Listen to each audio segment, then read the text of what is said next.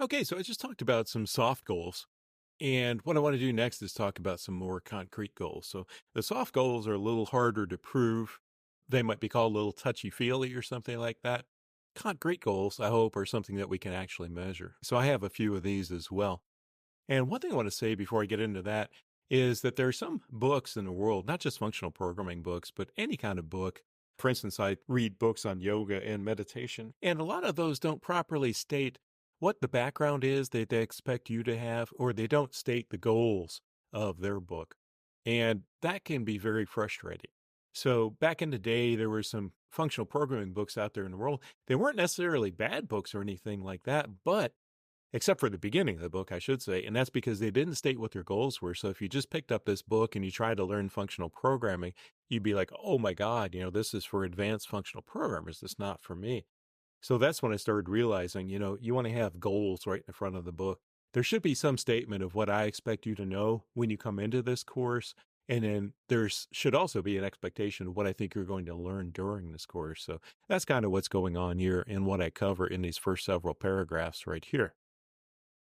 And as I mentioned earlier, if you're a functional programming expert and you pick up this book or you're watching this video series, again, I don't think there's going to be anything new here for you. So you'll be disappointed in that unless you're seeing me use some new teaching technique or something like that. So I think that would be the only thing a functional programming expert would pick up from this book or this video series.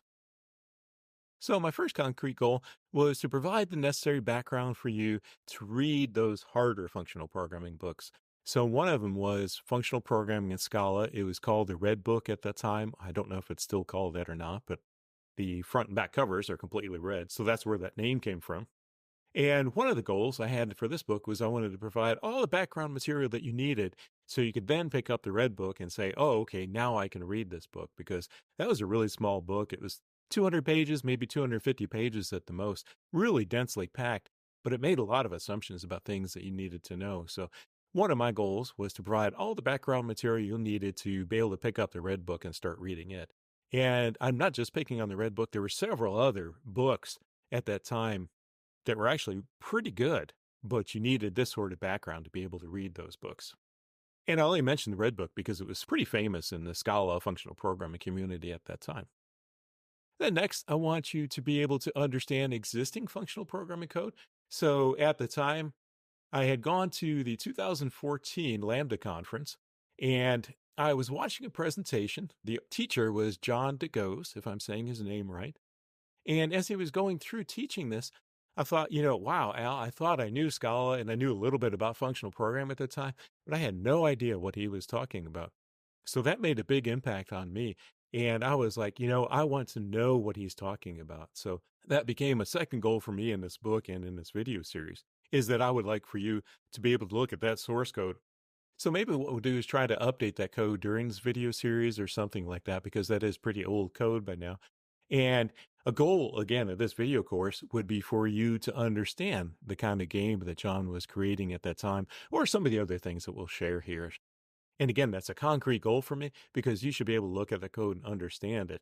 And what I mean by that is I should teach everything that you need to know to understand that code. That's what I'm shooting for. And then you should be able to look at that code and understand it. Another goal is that I want you to be able to understand functional programming libraries. So the two main functional programming libraries in Scala at this time are Zio and Cat's Effect. I won't be getting into Cat's Effect very much, I suspect, but I will be getting into Zio a lot.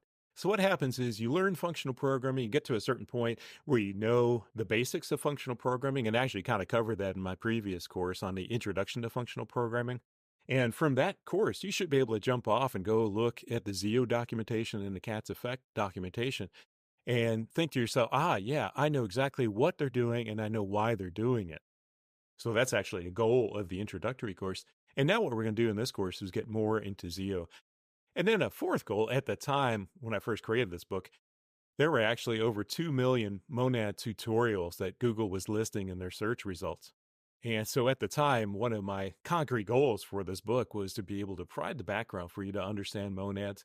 And we will definitely do that here. It's just not quite the comical situation it was then. So what I'm going to do is cover all kinds of background material on anonymous functions and type signatures, for expressions, and classes that implement map and flat map and how they implement those and so on for you to be able to understand monads or monads. Actually, I don't know how to pronounce that properly. I call it monads typically. But by the time we get there, I hope you will understand all the background knowledge you need to understand them. So again, those are the concrete goals for this video course. And as we go through this video course, I hope we achieve all of those goals for you.